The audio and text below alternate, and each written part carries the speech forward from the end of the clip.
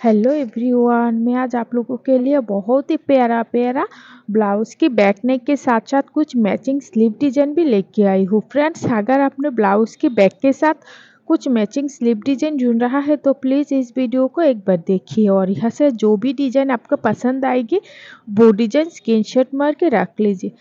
Friends, अगर आपने beautiful design की ब्लाउज तैयार करना चाहती है तो ज़रूर यहाँ से आइडिया लेके खुद के लिए एक सुंदर सा ब्लाउज तैयार कर सकती है। तो फ्रेंड्स, अगर आपने आज पहली बार मेरे चैनल पे आई हो तो प्लीज़ मेरे चैनल को सब्सक्राइब कर दीजिए और वीडियो थोड़ा सा भी अच्छे लगे तो वीडियो पर एक लाइक कर देना।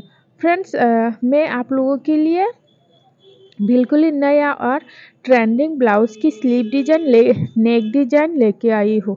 तो फ्रेंड्स, अगर आपने पॉप स्लीव भी पसंद करती है तो प्लीज़ मेरे चैनल पे जाइए और वहाँ पर विजिट कीजिए और देखते रहिए।